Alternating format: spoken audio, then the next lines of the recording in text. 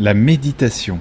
Alors, faut-il écouter ses pensées ou bien se focaliser sur sa respiration? Depuis quelques jours, j'ai repris la méditation, la pratique de la méditation, chaque matin après le réveil. Ça, grâce à une vidéo là, récemment visionnée d'Anthony Nevo sur la méditation, où il parle de Jack Canfield, qui lui-même dit que s'il y avait qu'une seule chose à retenir de tout son enseignement, entre guillemets, eh bien c'était la pratique de la méditation. Donc voilà, forcément ça fait réfléchir, tout le monde en parle, c'est en vogue, etc. Mais quand il y a des grandes personnes de ce calibre-là qui disent que c'est la chose la plus importante, et ben forcément ça donne envie de tester un peu plus sérieusement, parce que je pense que comme beaucoup de personnes, je l'avais fait plusieurs fois et j'ai refait des tests plusieurs fois, et souvent au bout d'une semaine, 2 semaines, voire 1 mois, j'ai arrêté parce que je trouvais ça plus une contrainte que je n'en voyais des bénéfices. Donc là je vais essayer de nouveau. Je me lance et on verra ce que ça donne. Et donc la constatation du jour, j'essaye de faire le vide dans mon esprit, et fatalement j'ai des pensées qui me viennent. Et moi le réflexe que j'ai de faire, c'est d'observer ces pensées, des pensées qui sont normalement couvertes par le bruit de tous les jours de son mental conscient cette fois-ci, alors que là c'est un bruit de fond qui normalement est inconscient. C'est comme si on réglait la fréquence radio sur une autre fréquence. Là, tel que je le fais là, c'est mon mental conscient qui est de la logique, du raisonnement.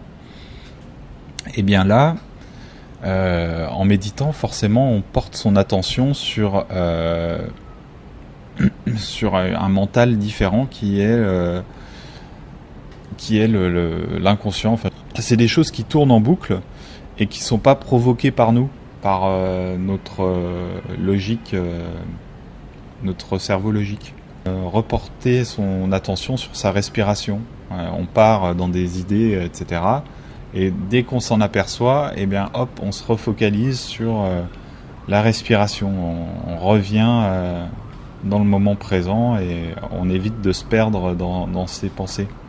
Quand j'observe des pensées, alors pas toutes, et puis ça défile, ça change super vite, mais quand j'en attrape une qui semble intéressante, je l'écoute, quoi. Je l'écoute jusqu'au bout. J'ai envie de savoir ce qu'elle me dit. Je me demande si je fais bien, mais en même temps, il n'y a pas une façon de faire la méditation, il y a 1000 façons. Mais je trouve intéressant de se dire que oui, les pensées qui nous viennent à ce moment-là, c'est finalement la partie qui est en dessous de l'iceberg. Et quand on fait fonctionner son mental consciemment, eh ben ça c'est très très petit par rapport à notre inconscient qui tourne en boucle à une vitesse astronomique et dont on n'a pas conscience. Donc c'est la méditation, là pour moi en ce moment, c'est justement l'occasion d'écouter ce qui se passe en moi lorsque j'en suis conscient, alors que habituellement j'en suis pas conscient. Et même la journée, j'essaye des fois, quand j'y pense, de faire cet exercice, alors sans forcément fermer les yeux, et parfois avec du bruit dans la ville, etc. Mais voilà, de se dire, tiens, à quoi est-ce que je suis en train de penser là pendant que j'attends? On relie souvent dans la croyance populaire l'intelligence avec le mental logique, mathématique. C'est limite, il faut transpirer pour faire fonctionner ses cellules grises et résoudre des problèmes. Et là, on dit, ah oui, là, il est intelligent, il a réussi à résoudre ce problème. Alors que moi, finalement, les fois où je me suis senti le plus intelligent, c'est les fois où c'était non provoqué, où c'était... limite, c'était pas moi qui faisais ça. Je me laissais traverser par ce qui me venait, et voilà, parfois c'était des révélations où j'avais l'impression que j'avais des idées géniales et je savais pas d'où elles venaient, mais c'était se brancher justement sur qu'est-ce qui me vient quand je réfléchis pas, quand je le provoque pas.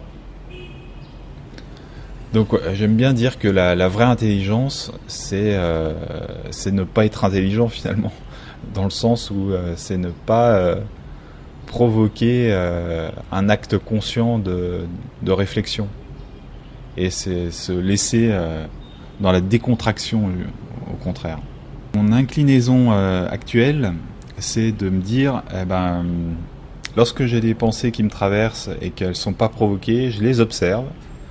Et j'essaie juste de faire taire mon mental conscient, c'est-à-dire que j'essaye pas moi-même de penser à quelque chose avec ma logique, et j'essaye juste de capter ce qui me vient. Je testerai aussi la technique de me dire, hop là, dès que je sens que je pense à quelque chose, je me concentre sur ma respiration, et du coup j'oublie, ça s'évapore les pensées sur lesquelles j'étais branché. Je pense que c'est intéressant de tester différentes choses, et plutôt que de lire quelque chose, il faut faire comme ça, la méditation c'est comme ça que ça marche. Je pense que tout l'intérêt de la chose, c'est de vivre chaque expérience, et soi-même d'affiner ou d'explorer différentes pistes